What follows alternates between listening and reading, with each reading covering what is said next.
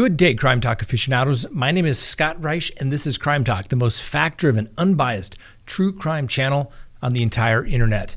Let's get straight to the docket today. First, the court issues some order in the Vallow and Daybell matter. Second, a Tennessee grandmother charged with theft and pawning items. Third, judge doubles down on airing the trial of the defendants on trial for the George Floyd matter. Fourth, a paralegal who leaked sealed documents in the Gannon Stout case pleads guilty and gets sentenced. A 12-year-old brave young woman. And finally, our dumb criminal contestant of the day. Let's talk about it.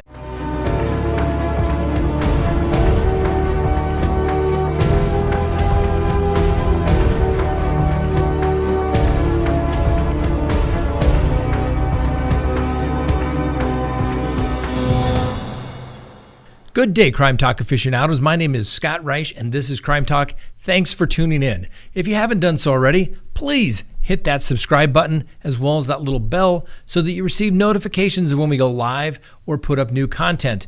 We will go live tonight, 6 p.m. Mountain Time. Please join us. We'll probably be talking about the first matter on the docket today. That's right, the order that the court issued in the Vallow and Chad Daybell matter. Let's get straight to it. Now, we've talked a lot about the Lori Vallow and Chad Daybell matter and the legal maneuvering that the attorneys have been trying to do on behalf of the defense. I think it's made them look a little silly, but the court has issued an order, and I think that my conclusions will be that of the court as well.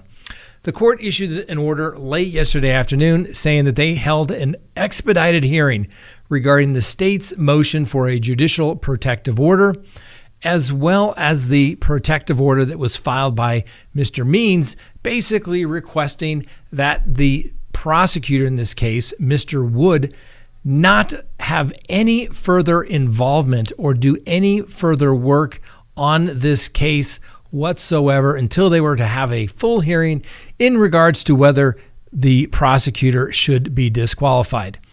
And the prosecutor's motion for protective order was basically saying no one should be releasing any of this information. It's just going to prejudice everybody.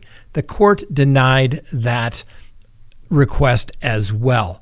So what are we set with now? Well, we were supposed to have a hearing set for January 6th of 2021, obviously in a couple of weeks, in regards to the change of venue and the motion to dismiss as it relates to probable cause. The court vacated those hearings, and now there's going to be a hearing regarding the motions to disqualify the prosecuting attorney. Now, why are we having a hearing if the court has already denied the motion for the protective order, telling the DA that he can't work on this case any further? Well, sometimes judges, and as well as the prosecutor, need to make a record so that the record is complete. When parties go in and talk to the judge, what they're telling the judge is not evidence. It's what they refer to as a proffer. Judge, we are proffering to you that if we were to call a witness, this is what they would say. Sometimes that's enough for the judge.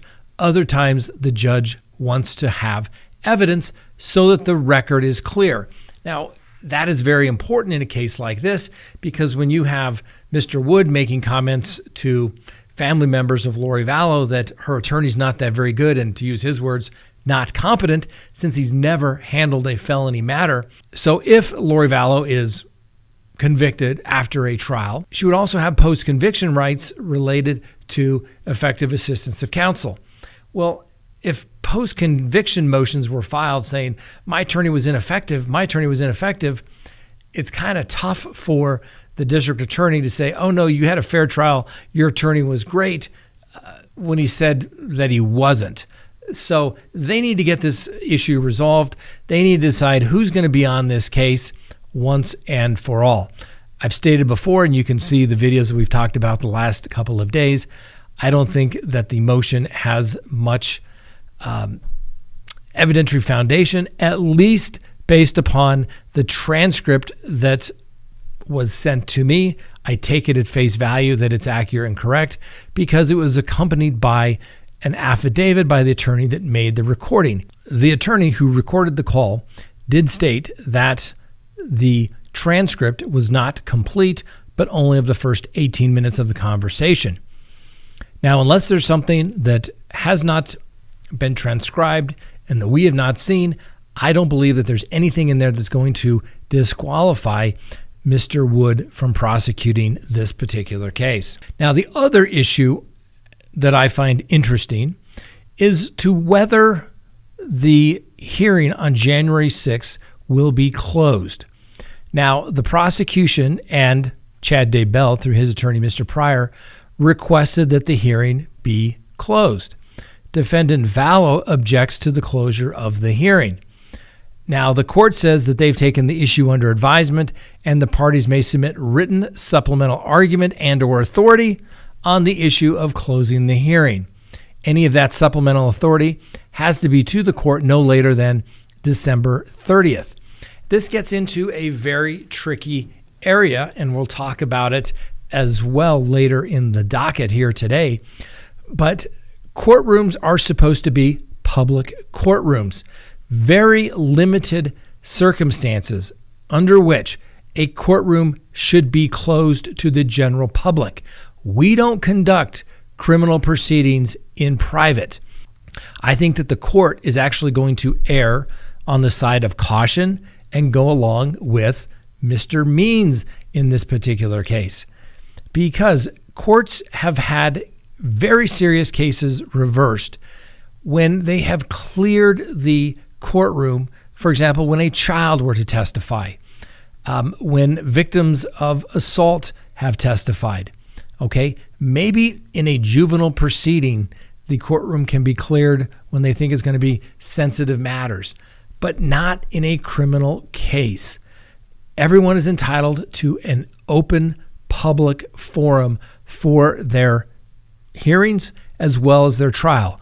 And when courts start limiting that, guess what? You're violating the defendant's constitutional rights as well as the public's right to know as to what's taking place.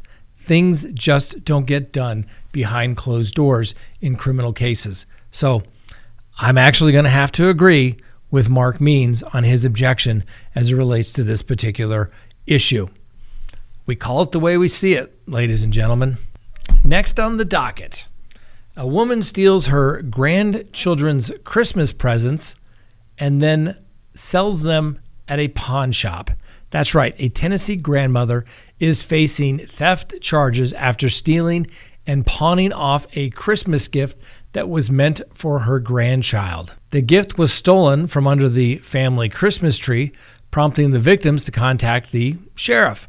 After an investigation was done, they determined that Amy Best stole a Nintendo Switch from her grandchild and sold it to a local area pawn shop. Ms. Best, who will give the presumption of innocence, was taken into custody and charged with theft under $1,000, and her bond was set at $7,500. She still remains there in custody, not sure if the family is going to come to her aid and help bail her out, but not good when the bond is higher than the value of the item stolen. Now, obviously, it's Christmas, and nobody wants to be judged at their worst moment when they do something like that. Certainly, we hope that people wouldn't do that such a thing. However, you never know exactly what was going on, where the grandmother thought that she needed this money so desperately that she would steal Christmas gifts that were meant for her grandchild. Now, maybe if she needed it to, I don't know, put food on the table, perhaps maybe pay a rent, a little bit of mitigation there. But if she was going to use it for gambling, drugs, certainly that's an aggravator in this particular case. Let me know what you think. Obviously, we don't know all the circumstances, and given it's Christmas, we'll give Grandma the benefit of the doubt.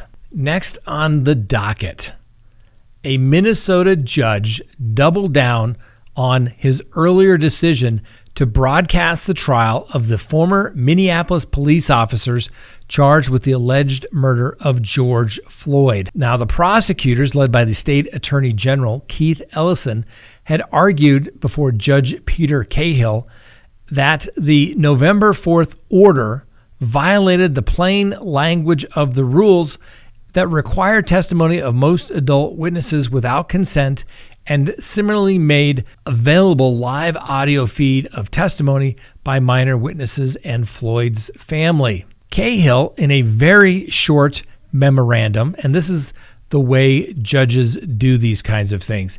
Judges usually don't change their mind unless there's some compelling issue. But this is the court's order. It says the state filed a brief and attachment in support of its motion to reconsider on November 25th.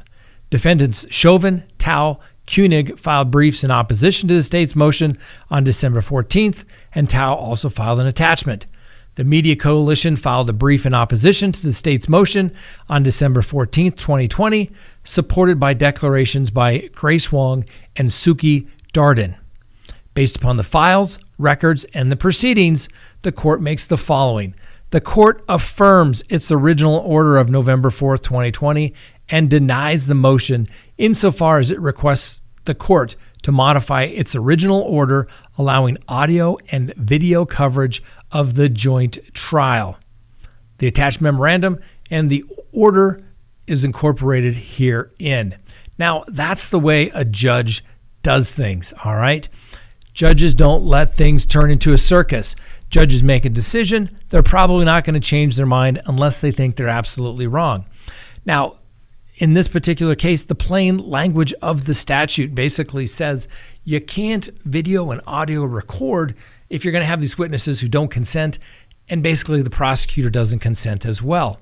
The court says, hey, maybe I'm wrong, but we have a right to have our courts to be open to the public.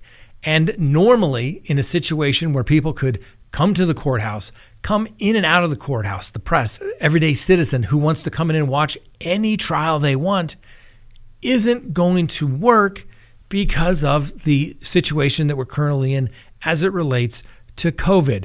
Additionally, these overflow courtrooms in and of itself are not going to work. So let's have an open trial. Let the public see. Now, I totally agree with this decision. I would put every courtroom out on the internet for everyone to watch so everyone can see how prosecutors, defense attorneys, and judges and defendants function in court and see how things are actually done. It's not like you see on Law and Order, I assure you, as that. Now, the thing that troubles me about this is the prosecution. You know, the guys that are supposed to be wearing the white hats, doing everything for justice, the American way. Why would they oppose the public seeing the evidence that they have against these four now former police officers?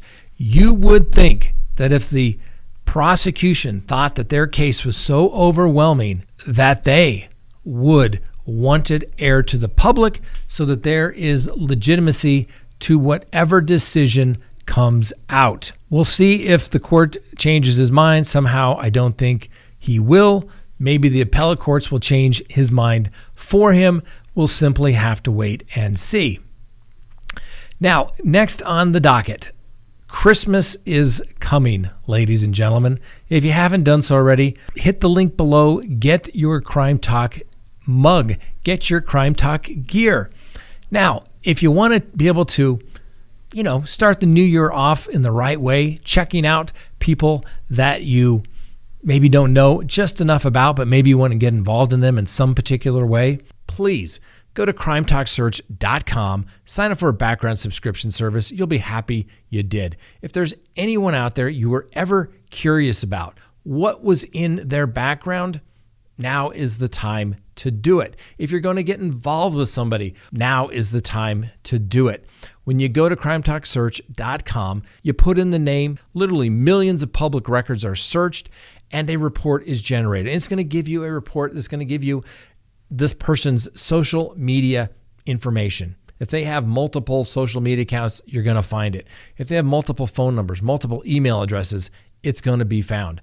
And more importantly, you're going to get information regarding criminal history. Hopefully the person you're searching has none whatsoever. But if it's there, it's going to be found. You're going to get everything you'd want to know, whether you're going into business or whether you're going into a personal relationship. You're going to be able to find out the information you want to know. So go to crimetalksearch.com, sign up today. You'll be happy you did.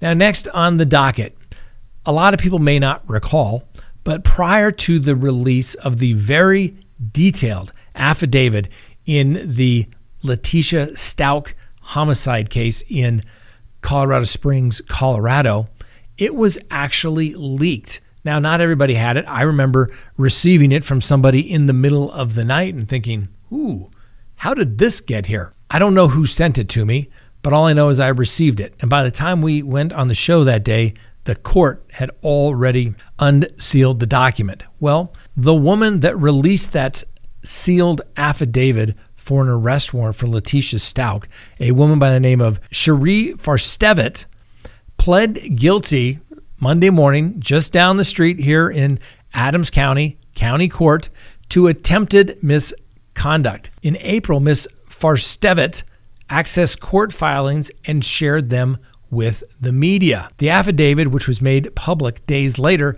detailed graphic information about the disappearance and death of 11-year-old Gannon Stout. The reasons the affidavit was sealed was they were trying to protect the integrity of the investigation, as it contained information known only to law enforcement and to persons involved in that investigation. Sometimes that can be the issue in a case.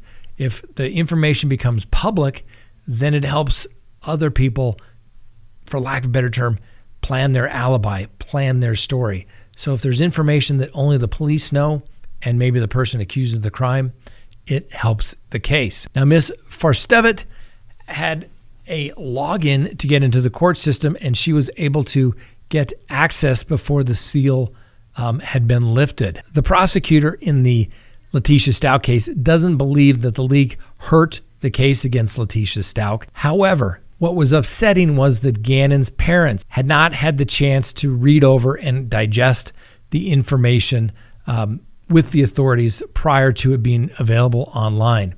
Now, Judge Cox, who is a very good judge, he's been around a long time, sentenced Ms. Farstevet after she entered her plea, and she was ordered to pay costs for her indiscretions.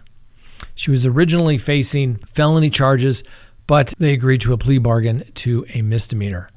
Now, Ms. Farstevet was a paralegal at the Brighton City Attorney's Office, which is literally just down the road from the courthouse. She had access to it. It's unclear whether she is still employed there. But I assure you that if she goes to work at a law firm or at another attorney's office, they're probably going to run a criminal background check on her. And when you have something that involves some sort of moral turpitude, i.e. government misconduct, it's pretty likely you may have a difficult time obtaining employment. Now, next on the docket, a 12-year-old girl is an absolute hero. A young woman by the name of Naletta Lincoln was at home the other day by herself, and she heard a pounding in her noise, but she wasn't exactly sure because she had headphones on. When she took the headphones off, she realized that someone was actually trying to come into the house, i.e. by kicking the door open. Well, she grabbed her baseball bat, walked into the living room, and saw that the lock was busted and that he was trying to get in, this unidentified man.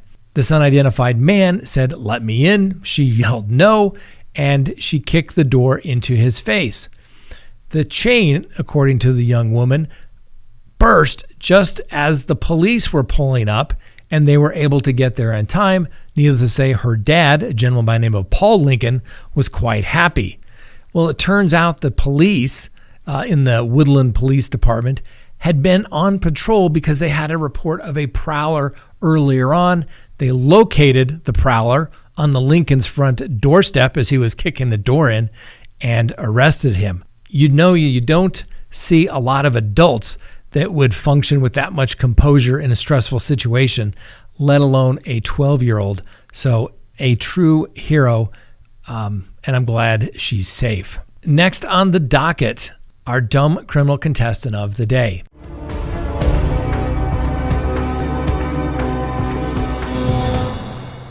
Now, Mark Hiles is under arrest for selling methamphetamines. He's free on a $50,000 bond, and the charges are rather serious. When he was arrested and made contact with the police, he let them know that people would come over to him because they knew that he had some methamphetamine. And he denied selling it to them and that he would only give it to them. And so that was everything was okay. But what our dumb criminal contestant of the week, Mr. Hiles, doesn't understand, you can be guilty of distribution of drugs even if there is no money exchanging hands. Okay? It's distribution. Nowhere in any statute have I ever seen a requirement that money take place. If you have drugs, you give it to your friend, guess what? You just committed distribution. The classic example I remember learning was if a bunch of people were sitting around smoking dope and they're passing the marijuana cigarette back and forth, assuming it's not legal in the state you are these days. When I went to law school, it was all illegal. And guess what? It was distribution to each person that had the joint passed around to them. So Mr. Hiles is our dumb criminal contestant of the week for trying to tell the police that it's okay because I didn't accept any money. I'm just a good guy helping other people out with their methamphetamine needs. Yeah, not good, Mr. Hiles, but thank goodness for our dumb criminal contestants of the week because they always seem to provide that teachable moment where we can discuss the law. So thank you, Mr. Hiles. And guess what? That puts you in the running to be the dumb criminal contestant winner overall for the week. And that's right. You can win a Crime Talk mug. We will find you and we will send it to you. All right. Thanks for watching. That's all we have for you tonight. But please join us at 6 p.m. Mountain Time for our live. And then immediately after that, we'll be going to our Patreon live for our Patreon members as well, where you can actually call in and talk to me about anything that you would like. But you have to be a Patreon member to do that. We will see you tonight at 6 p.m. Mountain Time. Have a wonderful day, and we'll see you next time on Crime Talk.